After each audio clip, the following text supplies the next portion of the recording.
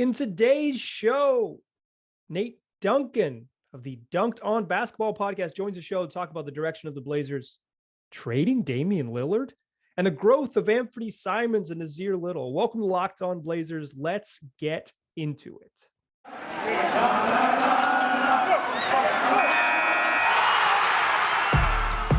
You are Locked On Trailblazers, your daily Portland Trailblazers podcast. Part of the Locked On Podcast Network, your team every day. What up, world? It's your past first point guard and Trailblazers reporter, Mike Richmond. You're listening to another episode of Locked On Blazers, part of the Locked On Podcast Network, available wherever you get podcasts and now also on YouTube. If you're listening to my voice and you haven't subscribed to the YouTube channel, go ahead and do it. And another reason to go ahead and do it is because today's show, we got a very special guest, or annual guest returning to the podcast, friend of the show, Nate Duncan, host of the Dunc'd On Basketball podcast and literally every other podcast in the basketball space. Like what Nate's doing is talking into microphones, so I convinced him to talk into a microphone with me briefly. Nate, how you doing, man? Doing well. It's getting excited for the trade deadline here. Yeah, we're recording this on January 15th. It's a Saturday morning record, a classic time to record a podcast. Everyone knows you wake up Saturday morning and you talk hoops. So we're making it happen. We're about a little less than a month out. Let's talk about, as we barrel towards the trade deadline, what's going to happen with the Portland Trailblazers. Just like sort of big picture, and then we can kind of zoom in. What direction do you see them going here over the next month? Yeah, that's a tough call, right? It does seem like all the reporting has indicated that Nurkic and Covington will be available. Maybe they'll listen on CJ. Haven't really heard anything about that yet. He's, I think, making his return on Monday as we record this now. So I'm interested to see what happens and what the market for those guys ends up being. Certainly Covington will have a market. The struggle where I come to is there really a first round pick out there for these guys? Are 2 seconds, is that going to do it for the Blazers? Is that worth it over having their bird rights? I realized I was listening to your show in preparation for this from a couple of days ago, and certainly there's a feeling that there just needs to be a reset with some of these guys. But then you also run into this situation where, oh yeah, you need and Larry Nance maybe could be available too. But if they're going to try and keep Dame and compete next year, yes, they'll have a draft pick. I don't know if they would want to move that to get more help, but Nurkic and Covington are still good players, right? So how are they going to, and they weren't good enough with those guys. So yeah, you might trade them, but then how are you going to actually upgrade on them if your plan is to compete next year? That's what I've really been struggling with as I think about this Blazers future. Yeah, it seems like it would be a tough needle thread for them to trade for veterans that are upgrades, like dudes, not picks, like players, not picks, who are clear upgrades, or even just like stylistic upgrades over Nurk and Covington, and also be bad enough to miss the playoffs and be worse than the Pelicans and the Kings. Like, they have a tough needle to thread. Do you think they have to be sellers though? Like, is that your sort of, do they need to make these moves? Like, is it necessary that they dump Cov and Nurk and maybe Norm and Larry, et cetera, et cetera?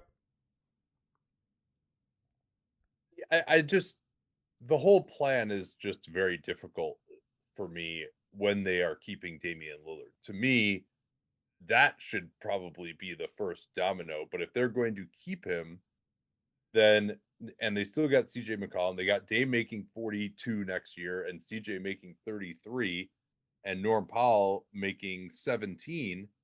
And so, yes, even if you strip everything else off the books and you don't have a cap hold for Anfernee Simons, so you would only have basically Larry Nance at 9.7, Nazir Little at 4.1, Greg Brown. That's it. Everyone else is off the books except poor Andrew Nicholson, who still has 2 more years at $2.8 million.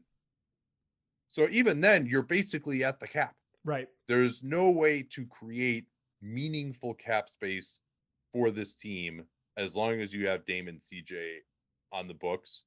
And so, all right, you're going to let Covington and Nurkic go. and then maybe you could do a sign and trade, or you just have your mid-level left and you have to replace a starting center and either a starting or high quality backup power forward.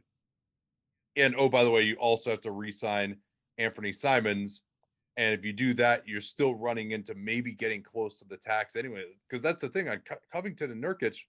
Hey, losing those guys is great, but they each make only $12 million. Right. You're probably not going to replace either of those guys for a combination of $24 million, or you're probably going to have a downgrade. So I'm just, the idea that, yeah, they're going to trade guys and reload.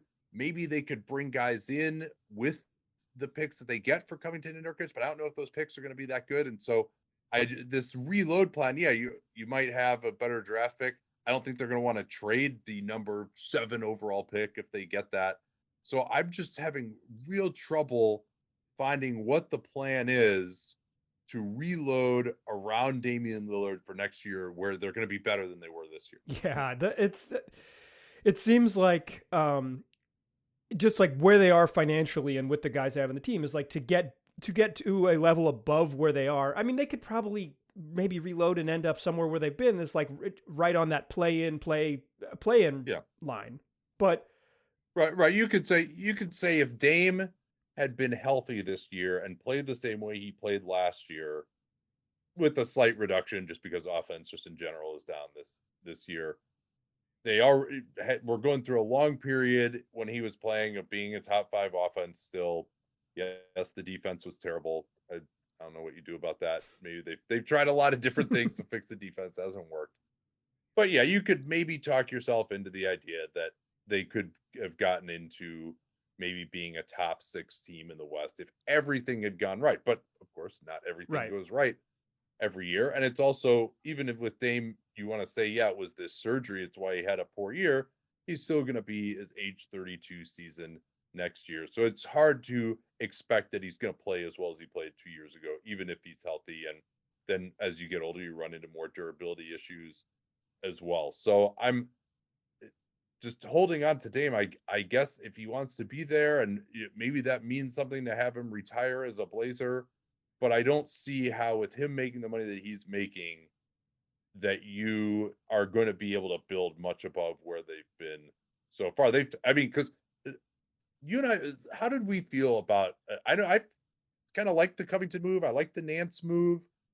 Those seemed like the best they could logically do in this situation. Did you agree with that, or did you feel like they should have been doing something else there? I mean, if they weren't going to trade CJ McCollum, which it seems like they weren't, and also I don't think the market for him at his price and his and sort of what he brings was like going to be, really highly rewarding. But I even liked the Norman Powell trade. I thought he was an upgrade over Gary Trent. He might not be an upgrade over Gary Trent in 2 years, but I thought he was like. Yeah, I will say that's the one that I wasn't on board with. The idea of bringing him in to start at the 3 when your defense was the problem, that just didn't really make a lot of sense to me personally, even though I think he's a good player. And I like Trent maybe about the same as Norm this year, but he obviously had a massive salary expectation, and they felt like Powell would give them some more certainty. So, and then they got paid the same amount of money, but they committed more years to Norm. So there you go. They got by the shooting guard collusion market. Yeah, exactly. So I don't know, but ultimately it's, and then they fired the coach and they brought in another coach who's going to hold more people accountable. And the defense, if anything, has been worse, or at least the same and bad in a new way. It's like they're still really bad at it, but they are bad with a totally new look of how they're bad. I've liked the moves that they've made. I thought they were going to be like, I think when we did your preview show on your podcast, that I thought they were going to be like 6th in the West and a 45 to 47 win team. Like I thought they were going to be pretty good. Yeah. I took the over on them as well, and that's going to be a loser obviously this year. So yeah, I'm not.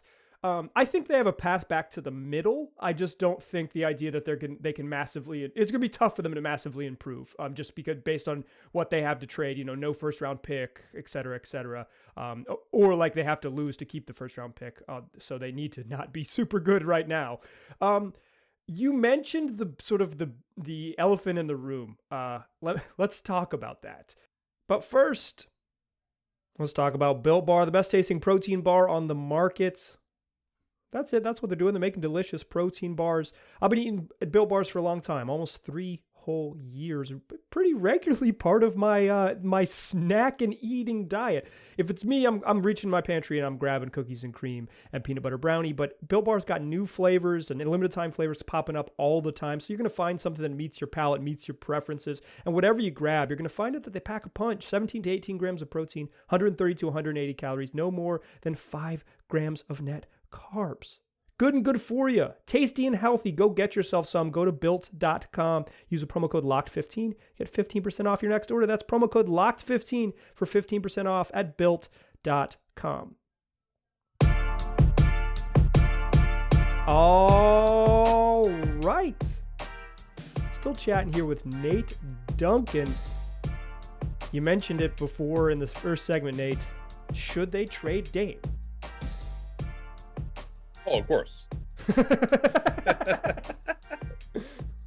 Well, if they, because here's, again, with the money that he's making right now, even at his absolute best, I've said this before, we've talked about this, where he was a maybe top 7 player in the NBA is probably what he topped out at. And for a team that had that kind of player without another clear all-star, another clear top 10 player, I think the Blazers did as well as could be up. Yes, there were missteps. There are a lot of great wins for them as well. 2016 was a big issue. Other than that, I thought they did a pretty decent job with some of their signings. And they got a lucky bracket that one year in 2019 and got to the West Finals. That's won a couple of playoff series. That's about all I think you should expect with that sort of a team and that sort of a player as your best guy. And they've given up a lot of future assets to try to build. They've done everything they could. I don't think it's worked. And so I think if they just continue forward with Dame here, as we've talked about, all right, trade Covington, trade Nurkic, might get some picks. Then are you going to just turn around and trade those picks for the next Covington and Nurkic? Right. And is that going to really change things for you? I guess maybe your hope would be with Dame is Simons just really blows up. Little really blows up, and maybe that's how you get back into potentially being a home court advantage team in the West. But again, I'm just not really sure how that fixes their defense, which is their biggest issue. Maybe Little is a big part of that. So yes, I would move on from Dame. The surgery does complicate things, although Danny and I were talking about this, that maybe it makes a trade more palatable if Dame could actually come back this year, because there's an explanation for why he struggled so much this year, where maybe you wouldn't be as worried about that going forward. Right. If you say, but also he's not going to play until March. So that's an issue if you're trading for him on February 10th. But I still think either now or this offseason, the move needs to be made. I would say now is better if you can, but maybe the package isn't out the because here's the other thing too, right? I think the risk of not trading him is high right now. Does that make sense to you? Sure. Because right now, I think there are teams that would give you that whole draft package and maybe some prospects, right? Philly, New York. Who is the team that has assets that necessarily is going to make that? You could maybe get Ben Simmons from Philly, who is at least someone that you could probably move again. I don't know if keeping him around for a rebuild makes a ton of sense, but he at least is someone who might be able to be movable as well.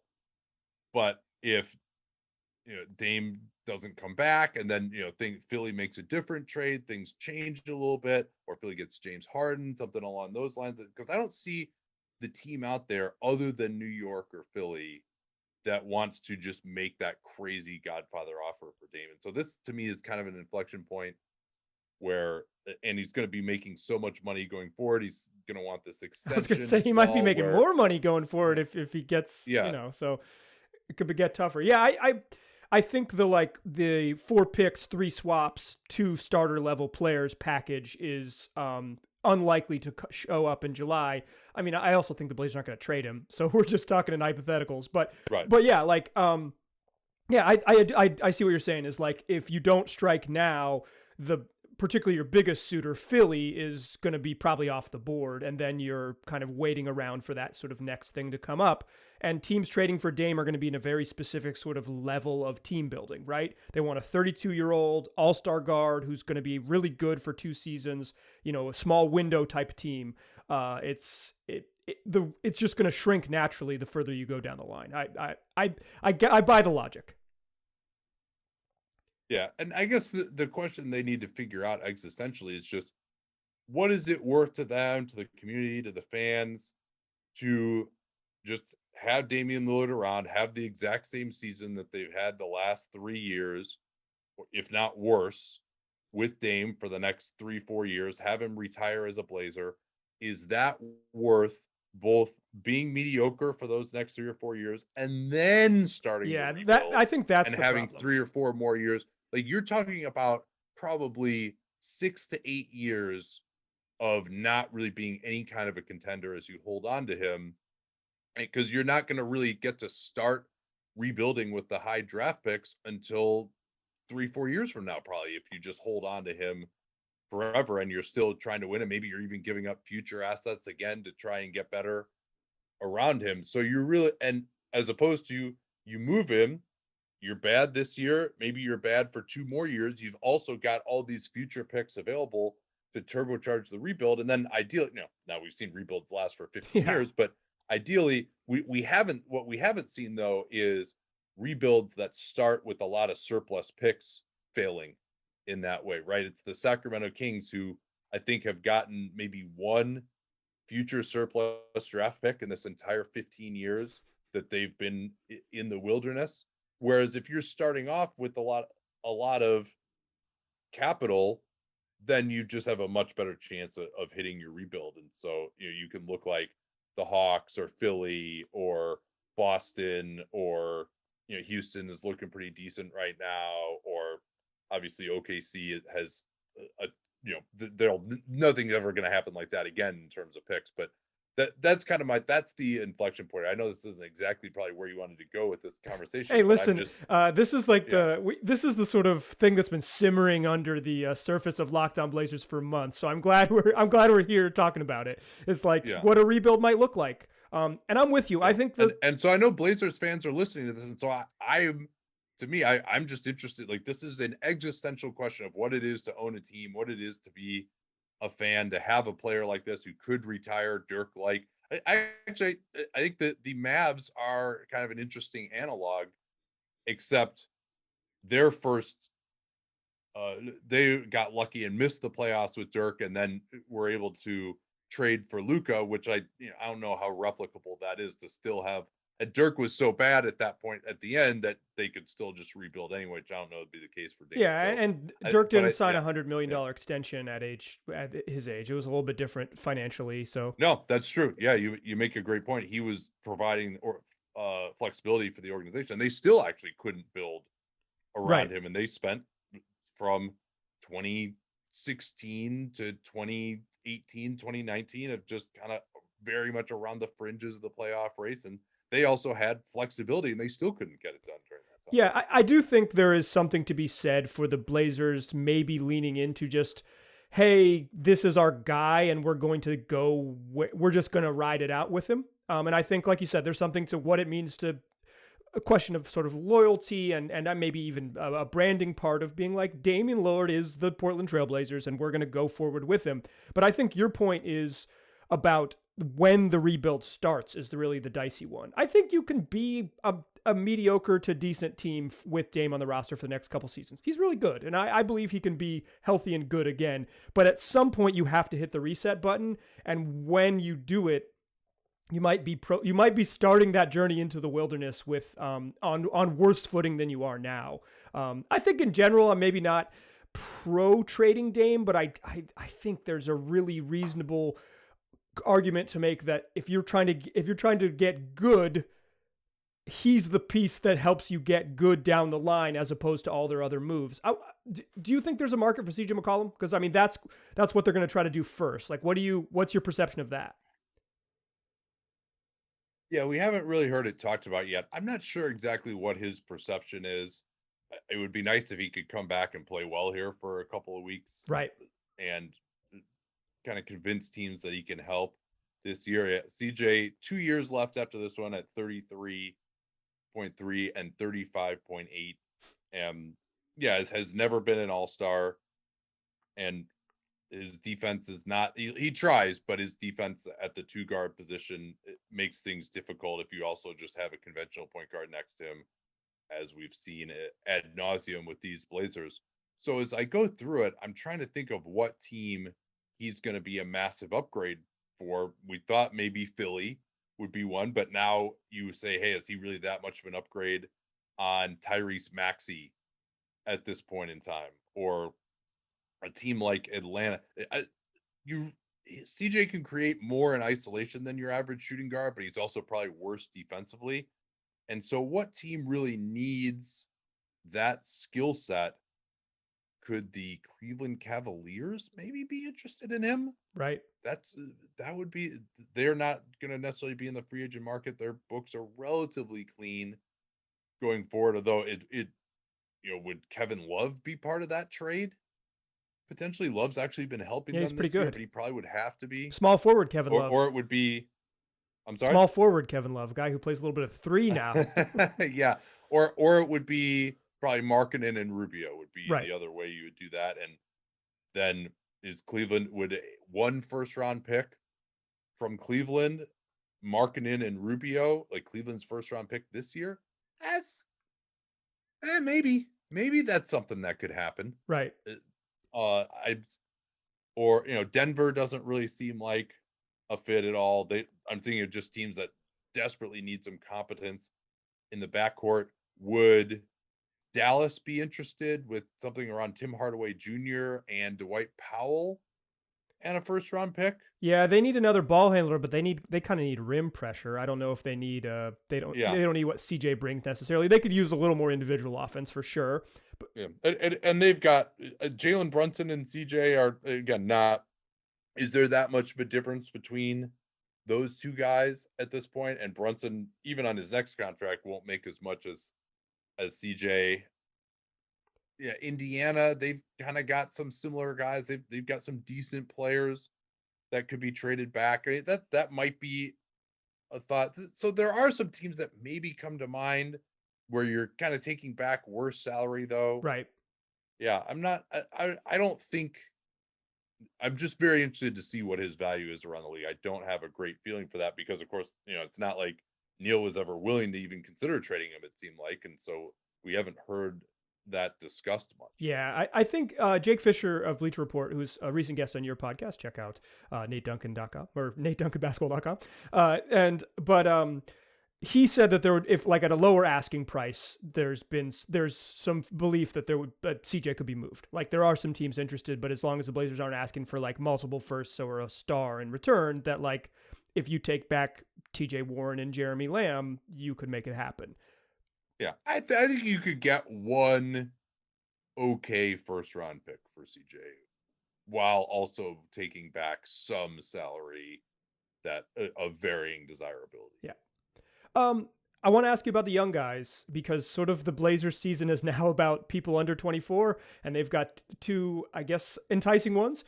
Before we do that, let's talk about BetOnline, the fastest and easiest way to bet on all your sports action. Whatever sports action it is, you'll find it there, whether it's the ongoing NFL playoffs, whether it's the ongoing NBA's regular season, whether you want to bet on NHL, hockey, or soccer all over the globe, or play your favorite Vegas casino games, you'll find it all available at betonline.ag. And while you're visiting that website, which you can do on your desktop or your mobile device, make sure you put in the promo code LOCKEDON and you'll get a 50% welcome bonus on your first deposit. That's betonline.ag. Promo code is locked on to get a 50% welcome bonus on that first deposit you make. Bet online where the game starts. Still a pass first point guard. Still Mike Richmond. And we're still chatting here with Nate Duncan, the prolific host of the Dunc'd on Basketball podcast. What have been your perceptions of, well, let's start with Nazir Little. What have your perceptions of Naz in his sort of quote-unquote breakout year 3? Yeah, it's funny. The 3-point shooting statistically, I Let me see. What is he at from three now? I looked at this a couple weeks ago. He's at 32% still from three on 133 attempts. It seems like every time I watch him are the games where he hits a ton of threes, but he's been more aggressive shooting it. I think you can start to talk yourself into him being a good enough shooter eventually at that position, which is exciting. I think he's also starting to find, to some degree, what made him an enticing prospect to begin with was just that he actually plays hard. He's doing more on the glass now on both ends, which I think is important. Settling in maybe to possibly being that coveted combo forward role with athleticism. Sometimes I'm just wowed at the positions that he can receive the ball and get up and dunk it. Yeah. And these wings are really, really hard. I think the hardest position to project, because a lot of them develop their skills late and you just don't know the level that they're going to get to there. But I think the fact that he's found a way to get out there and be effective and earn time and not be a liability and to utilize his athleticism by playing hard is a big step forward this year. Are we going to then extrapolate that stardom is in his future? I'm not sure, but he's also has pretty good athleticism at his size, and his shooting stroke is looking pretty decent. So I think you have to be pretty encouraged about him. It's his third year. He's going to be extension eligible already, which is crazy. But I wouldn't mind seeing what he can do in a larger role here down the end of the year with Dame out and some of these other guys potentially traded. Yeah, I've been saying on the pod is like just shoot a bunch, Nas. Like these games don't matter, get him up. With his feet set, he's a pretty good 3-point shooter. His sometimes decision making, like when to take those threes, is a little weird. But as like a true spacer, like stand still, he just looks better. It looks better. I want him to shoot 5 threes a game for every game for the rest of the year. In his last game, he took 10. So maybe that's too many. Yeah. but I think somewhere between 5 and 8 is a great number for him, because he needs, let's see the volume and see the sort of consistency there. He rebounds like he's 6'10". Like he's a really good rebounder. That's a skill. If he sharpens up the defense a little bit, I'm a believer in him being like a solid long-term starter. Or at least like a top 7 contributor pretty easily because of the athleticism and the, like you said, and the motor stuff. Yeah, absolutely. And that's a hard position to fill. Do you want to count on him going into next year as you're trying to compete again with Dame as the starting 3 or 4? No. Maybe we'll find out the answer the rest of the year. I don't think you do. No. Like if you want to be good, you want him to be your backup. But I don't know if they're going to have that luxury. But I'm saying you test it out. The answer is probably going to be no, but you can at least maybe find that. Yeah, you get 40-some games of data here to figure out what you want. Anfernee Simons looks like a long-term NBA starter and maybe more than that. What are your perceptions of Ant year 4 heading into restricted free agency? Should the Blazers add more 6'3" guards who are offense first? I think the answer is definitely yes. Let's do it. Well, the thing that's so exciting about him is what he's able to do out of the pick and roll. And as a scorer, more so than a distributor, obviously. But I think that distributing out of the pick and roll can be learned. And he's doing more as a passer this year out of pick and roll than he had been in the past. If you look at the synergy numbers, for example, in pick and roll, he's taken the shot 159 times and 108 times has made a pass that's led directly to a shot, which is not the most shooting centric ratio among some guys. That's getting, your average point guard is probably, a Ricky Rubio type is probably more closer to 50-50 in that ratio, whereas Ant is below that. But sorry, not Ant. Anfernee Simons is below that. Hey, you could call him Ant here. We're pro Ant on this podcast. We don't listen to the Ant Edwards propaganda. We call him Ant. So I think that's exciting that he's shown a little bit more passing ability, but he's just a really nice shooter out of pick and roll. And yeah, some of his big games that he had were against teams that weren't necessarily real defenses. Sure. And he brings a ton of defensive issues on his own. Are you I think he's proven that he could be a quality scorer off the bench. Can he start next to Damian Lillard? Well, if you thought your defense with Dame and CJ is bad, now it's going to be even worse there. He is a quality spot up option, though. Yep. Like offensively, I think he's really made a ton of strides, and he's at least establishing himself at a level of quality sixth man production going forward. It's just he's still contributing to winning basketball with his defense and his ability to play off ball more. You know, you'd love to see him come off of screens a little bit more than he does off the ball as well. I think all of that can grow in time. I'm not sure whether he can get there defensively. I think he's always going to be a liability on that end. But I think it's exciting, and I'm curious to see if he's going to get the keys here for a long time now. You would think with Dame on the shelf for maybe 8 weeks, if not the entire season. I'm curious to see what happens, whether he can maintain efficiency, whether the Blazers actually still win some games with him out there, as they've had a few, but now they're going on this road trip. Very curious to see what happens for him here, and whether the Blazers or another team are going to want to invest in him at a starter level. They will have restricted rights on him, but if you still have Dame and CJ, are you going to match an offer that's well into the 8-figure per year range? Is there a team that's going to see him as a future starter, invest in someone young, and want to go into the high 8 figures, close to $20 million a year? Would that possibly happen if he has a good year the rest of the year? Really has a high range. I don't have a great understanding of what the league thinks of him right now. If I'm the Pistons, I give Ant 4 for $80 million and see what happens in a heartbeat. Wow. In a heartbeat. He would be a pretty good fit next to Cade, I got to say. That's not bad. Yeah, with all apologies to Kevin O'Connor and Killian Hayes, two people I really respect, but I'm investing in Ant I'm heavily if I'm the Pistons. Well, so let me ask you this, though. Colin Sexton is a very similar player who will also be a restricted free agent this year. If you are a team looking to make a restricted free agent offer sheet, are you prioritizing Simons or are you prioritizing Sexton? I would probably prioritize Sexton just because he's done it at more of a and level. the rim pressure, like a little bit of a better ability to get all the way to the rim. Oof, that's tough. Yeah. I kind of think Ant has shown a little bit more of the ability to make high level reads. He's not a high level passer yet, but you can see him kind of saying like, okay, here's the help side coming, whatever, far corner is open, I'm going to make that read, more than I think Sexton does, who has a lot of tunnel vision characteristics. But he's not, he doesn't only see the rim. And some of his downhill ability opens up more of the offense and allows him to be a better playmaker. But I think they're close. I would probably lean Sexton too, but I think it would be close. I think Anfernee Simons' ability to shoot threes off the dribble is what every team kind of wants. And so I would maybe lean that way for just for that skill alone.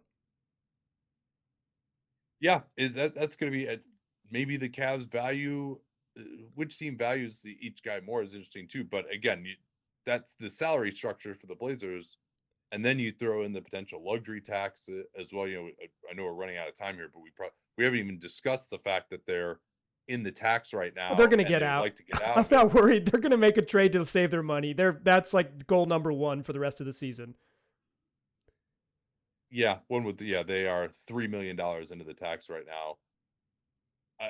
I think after this recent surge, there's no way they end up trading Simons, though. Yeah, I mean, I think it's hard to bring Dame and, if you're going to say Dame and Ant as the backcourt for next season, I think you have to trade CJ McCollum no matter what. He can't come back.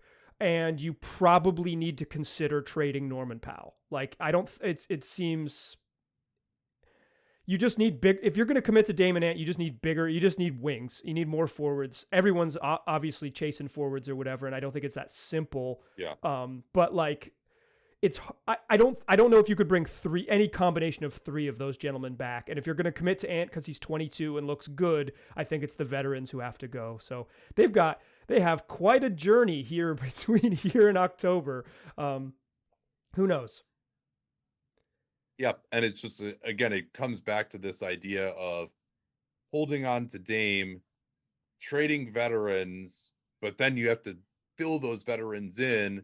Maybe there's a thought that you hold on to Dame and we're just going to bring in younger guys and hope that they develop because, hey, you know what? If we bring in veterans, they're not going to be good enough anyway. Right. So let's just hope that we invest in these young guys that have some upside, maybe by a McCollum trade, and just see what ends up happening with that rather than bringing in the next Covington and the next. Yeah, Nurkic. let Dame play more of a sort of shepherding babysitter type with a bunch of dudes under 25 as opposed to like bring in his peers and go for it again. Yeah, I think that could be the path.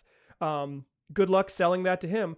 But he might be on board. Honestly, there might be a chance where Dame is like, because of all the overhaul in the organization, that he's like, cool, I want to be here, and if the money's right and if the whatever's right, I'll be here, and we might not go for it in the way I wanted. So we'll see how it goes.